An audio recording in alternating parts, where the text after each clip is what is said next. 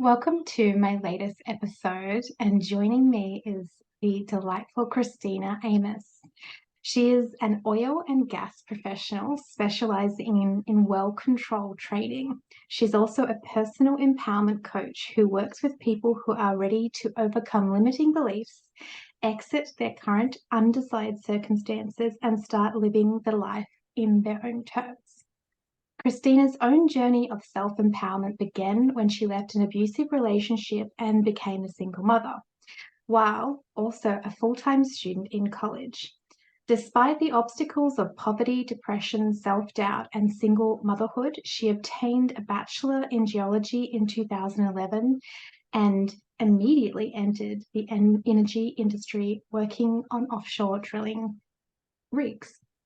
So the incredible Krystina has so much abilities and understandings of what it takes to set and achieve life-changing goals.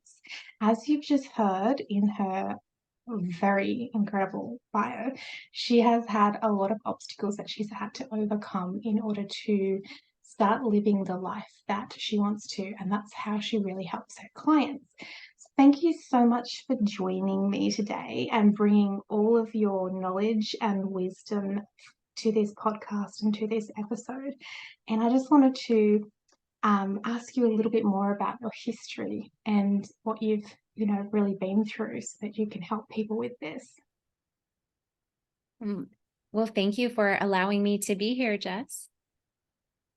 Oh, I'm so excited. This is a subject which I think all of my clients and all of my audience need to learn more about is, when we want to change our lives, how do we actually start that process? And I just wanted to take it back to when you were, going through everything that you did, and you're like, I'm really wanting to change my life. Like, how exactly did you find the courage or the inspiration to really set those goals?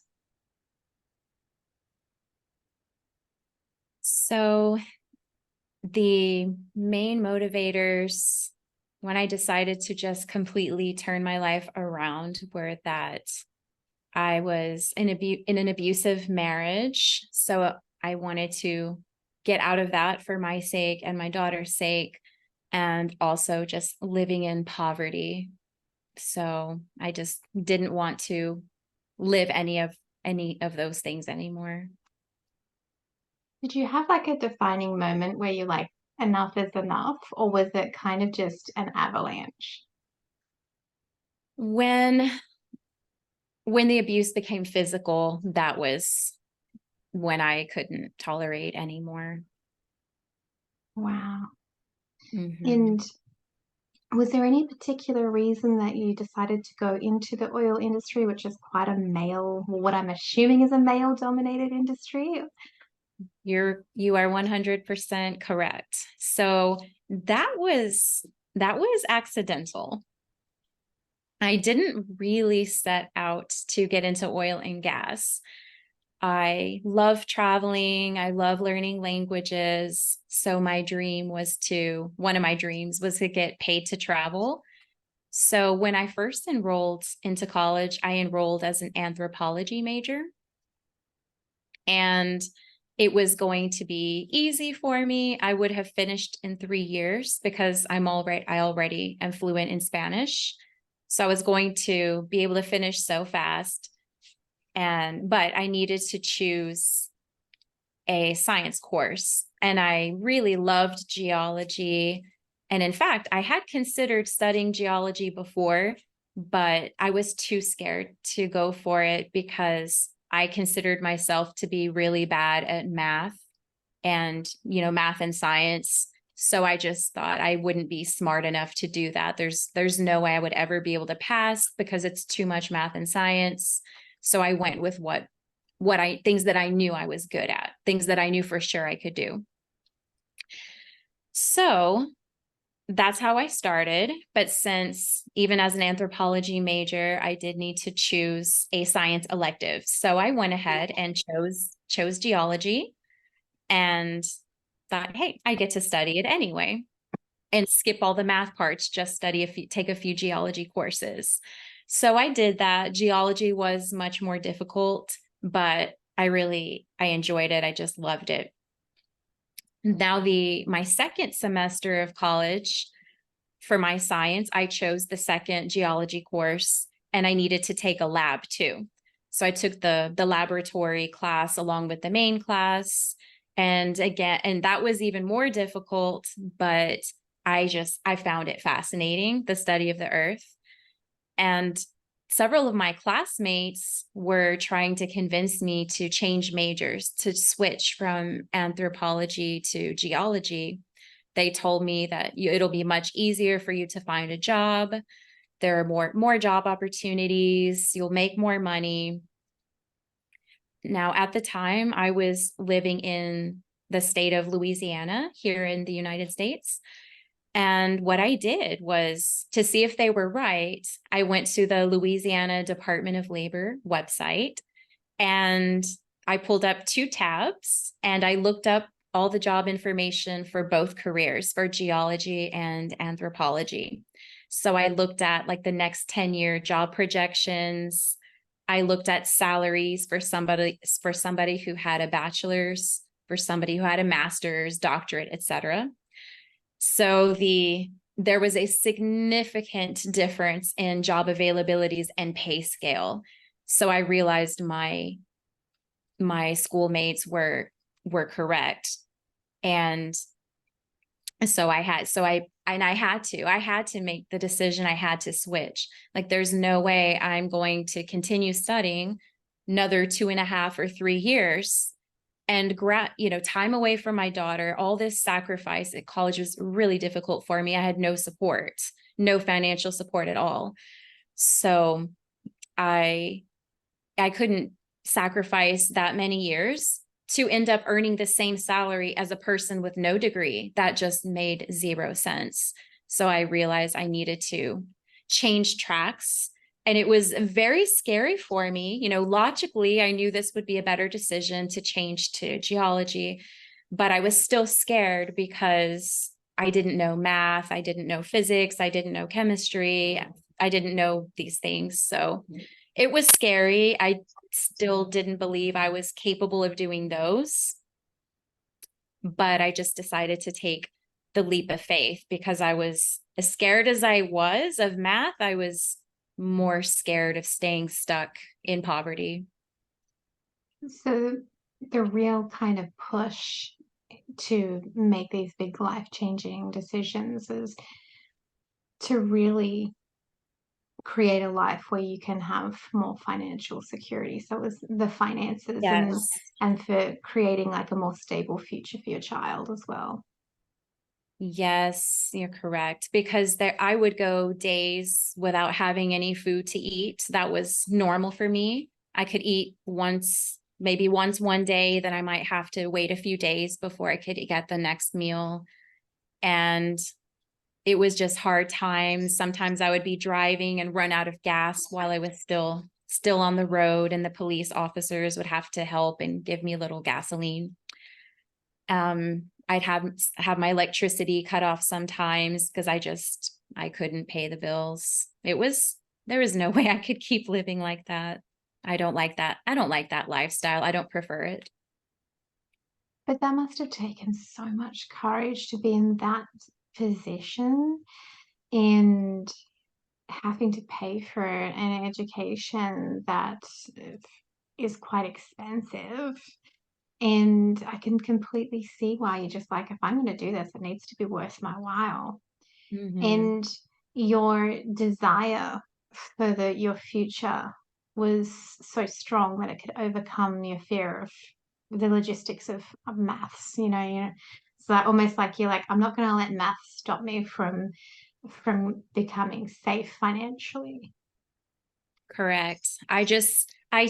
I didn't know if I could do it, but I know I needed to try.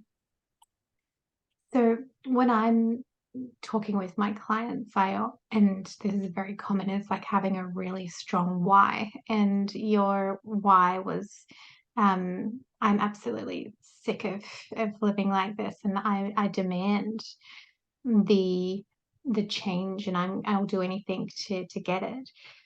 Was there moments that you like nearly broke and you're like, I can't do this? Oh, most of the time.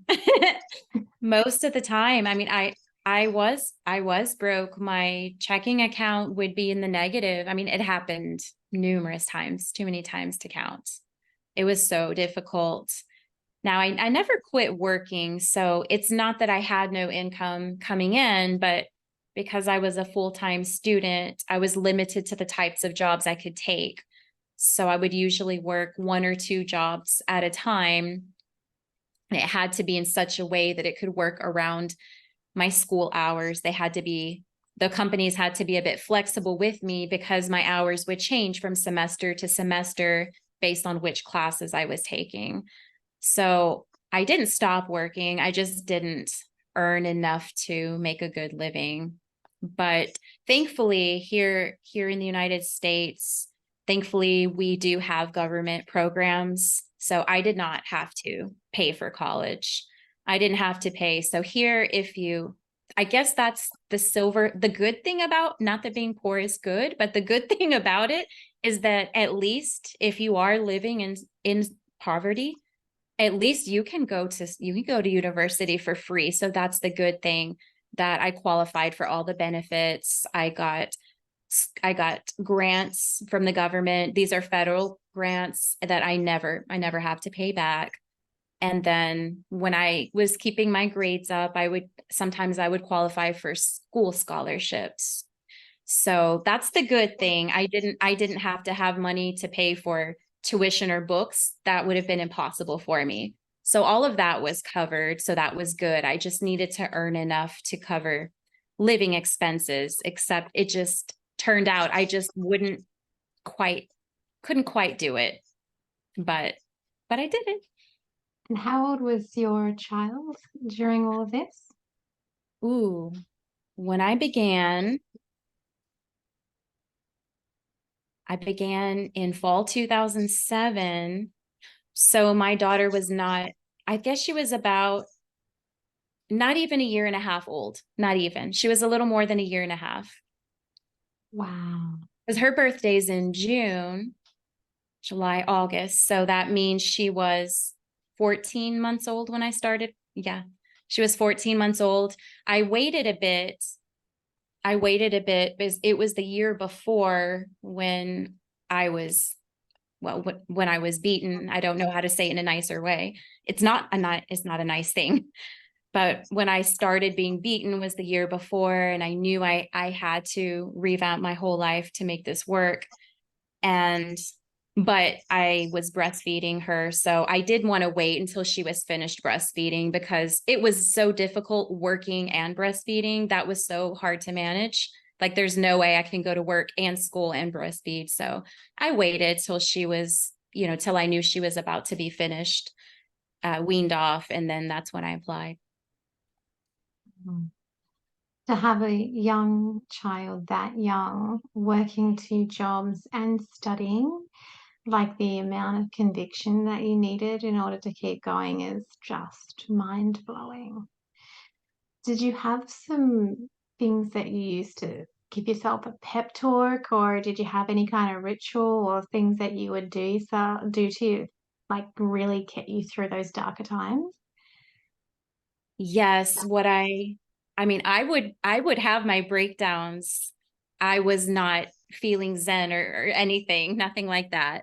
I had I had depression, I had anxiety, sometimes I would have panic attacks. So I wasn't just cool, calm, and collected and confident about it. It was challenging. I would have my breakdowns, I would feel down, I would cry sometimes, but often.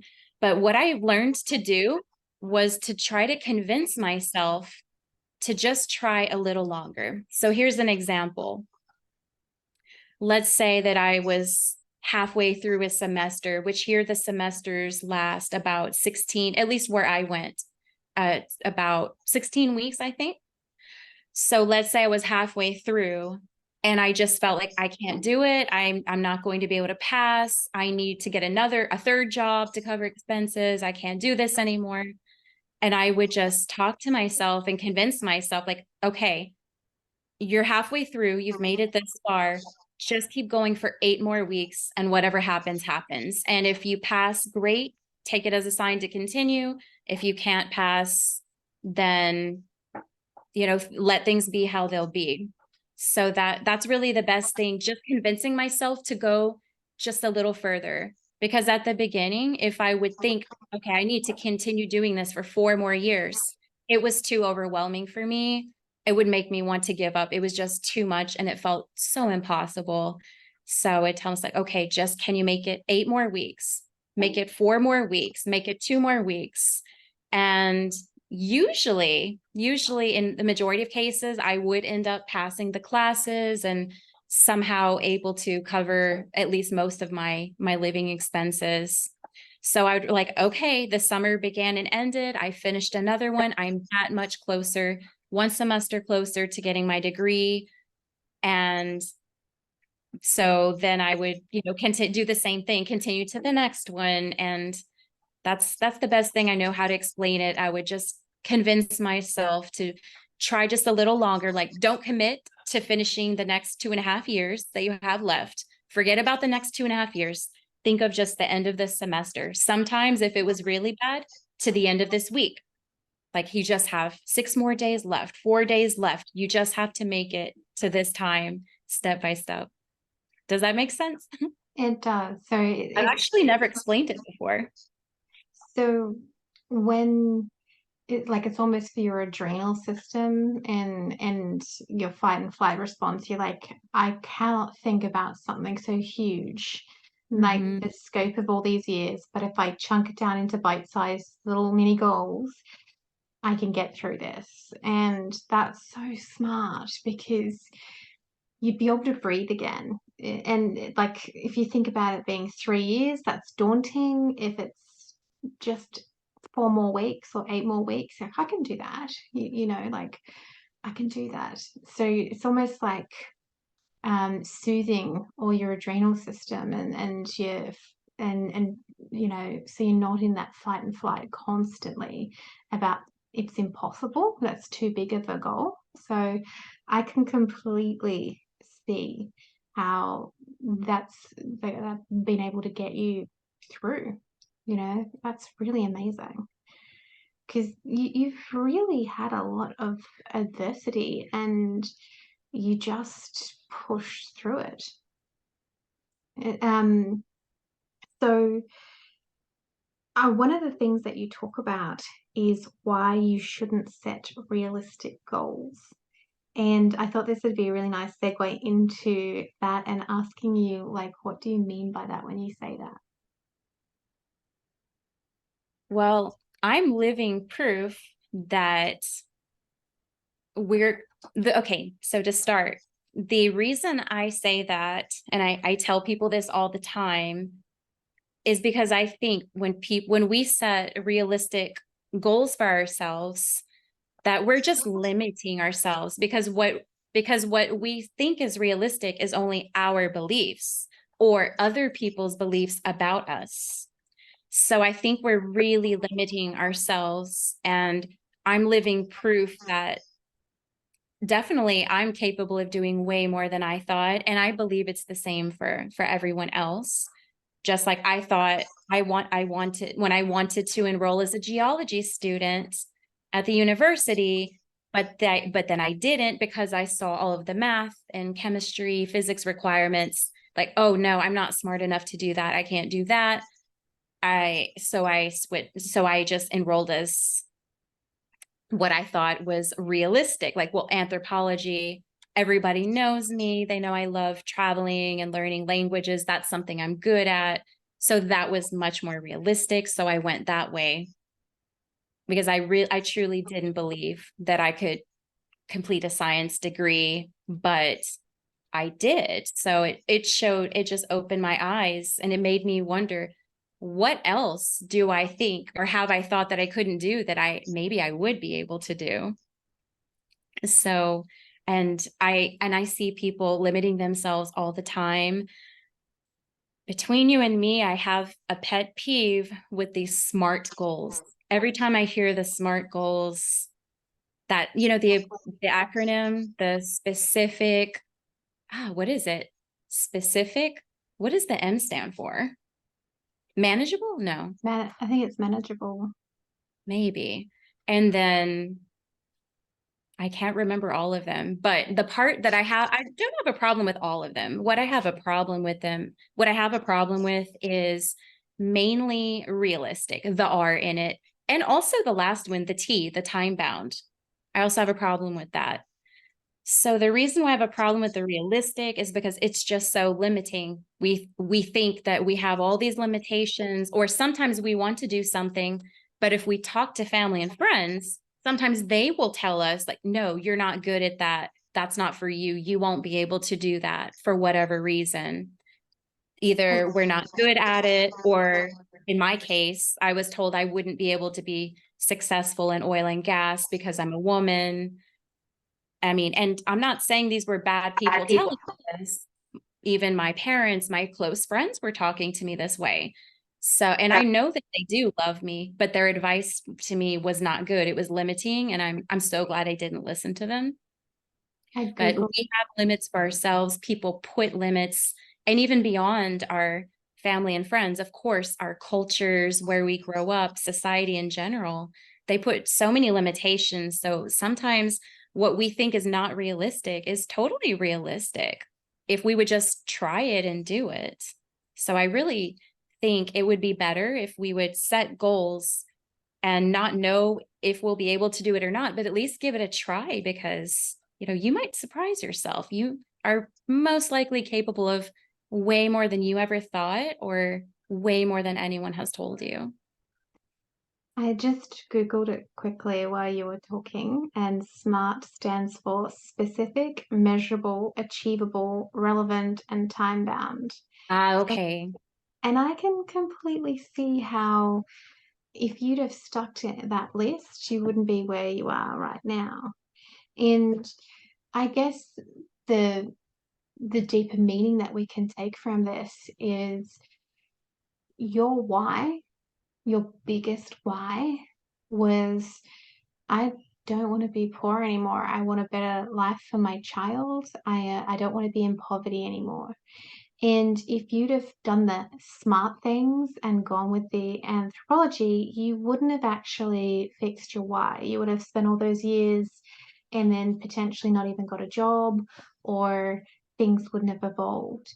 And instead of listening to all the smart things and the advice from other people, you're just like, no, no, no, my why, my drive, the thing that's making me in these moments of doubt push through is the thing that's going to help me to change. So I think that's really powerful for our listeners to just pause, and when we're setting up goals, if we don't have that huge why and really look at our why and the thing that's going to give us the passion and conviction to get through, then you're not as more likely to succeed, because you just don't have that strength and conviction to push through. That's really wise. And there are even people who are these days considered to be the best in the world at what they do. They were told as children that they would never be able to make it. For example, do you know of the basketball player Michael Jordan? Not sure, since you're in another country. Well, when he was a child and in high school, he was told that he would never make it in basketball. He might as well give up, that he was so bad and not gifted at it. Michael, imagine somebody like him, one of the best, most recognized in the world, and he was told he wouldn't be able to do it. Do you know of the singer Shakira from Colombia? Yeah. When she was a girl, she was told that she couldn't sing. She sang in part of a choir, and they told her she had absolutely no musical talent. And there are many other examples. So just to show other examples besides me. Yeah, Because and they were told they couldn't do it, and now they're some of the best in the world.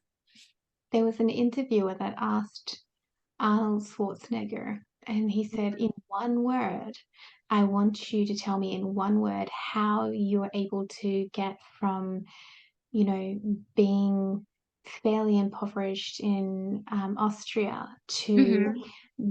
winning the bodybuilding, the acting, doing all the Hmm. things. Just one word. And Arnold's was like, how do I do that in one word? And he paused and then he went, dream. And Dream.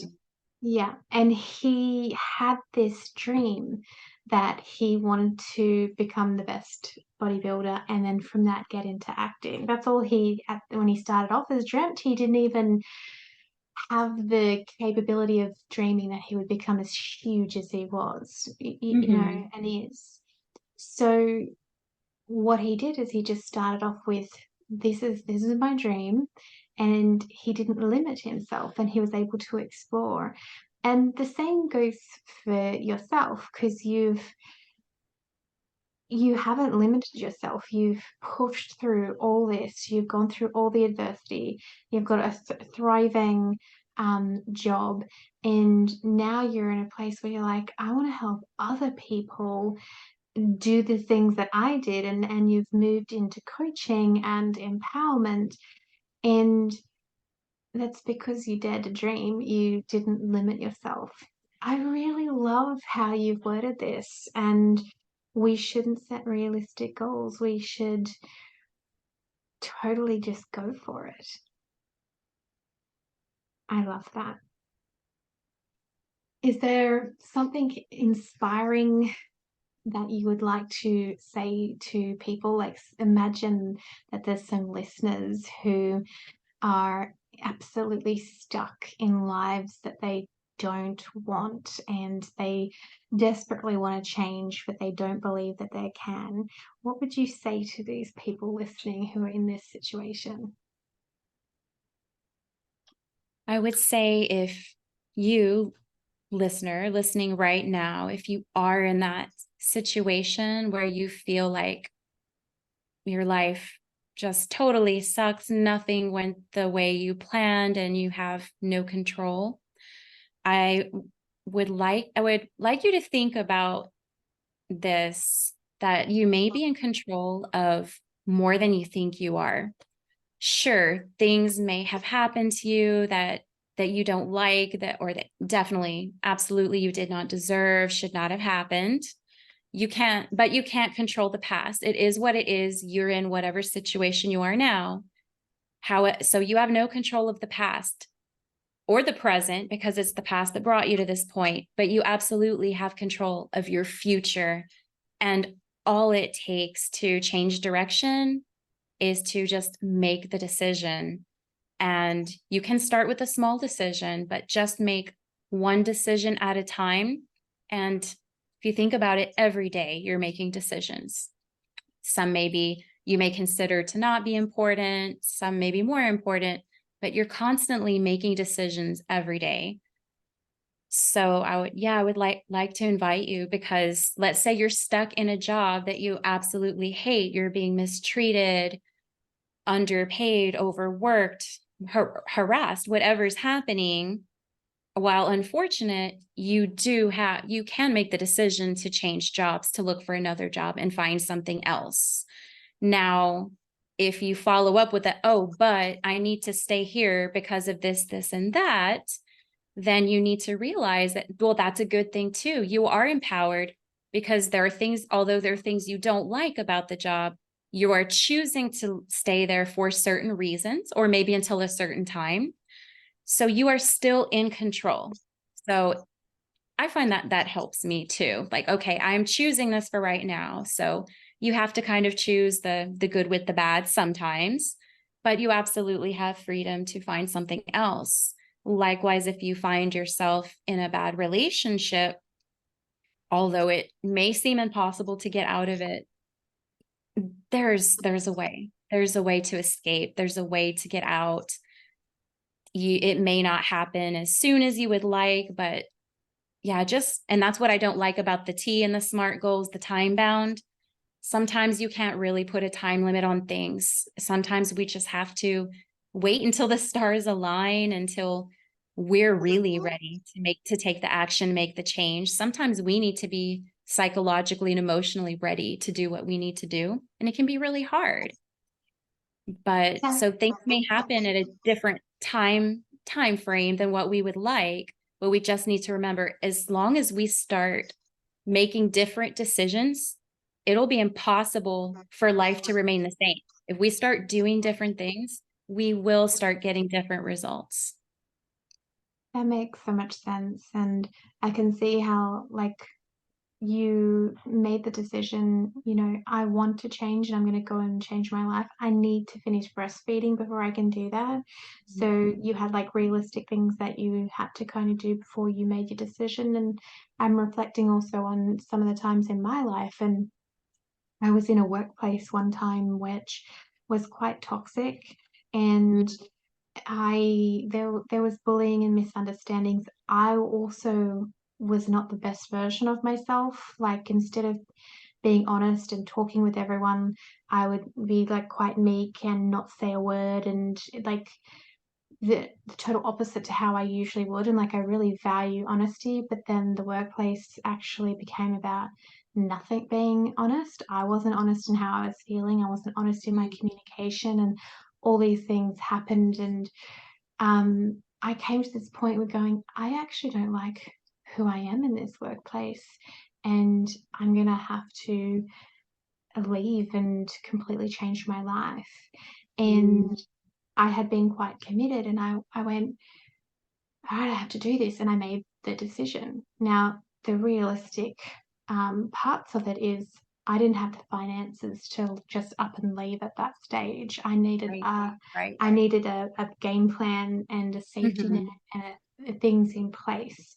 And it took about 4 or 5 months before I was in a position where I could actually leave, which is not the smart way according to the smart method. But at the same time, it was that decision. I don't like who I am in this business, and the people around me don't like me, and this is just toxic and weird. And I'm going to leave this and do something different. And then I continued to make decisions for that end goal. So I was in control, but at the same time, I felt like I was out of control. But you're right. I did, as soon as I made that decision and I started taking the bite-sized steps to getting out of the situation, I was in control bit by bit. So that's really powerful. And I don't think people, when they're in the real dark times, actually realize that you can still be in control. Right. Because at the moment it feels so out of control. Everything it just feels that way. It's so hard. Oh, this has been such a fabulous conversation. I think it's been really, really juicy and has showcased to the audience that you can be in, poverty, you can be in the depths of despair, you can be in struggle street, and then you can also work your way out of it if you really have a strong why and you really have that conviction. I have loved our chat. I think you're incredibly inspiring. And could you tell our audience how to find you on the internet, and um, how they can get in contact with you? Well, I have a website. You can visit it. The site is www.contrivetothrive.com.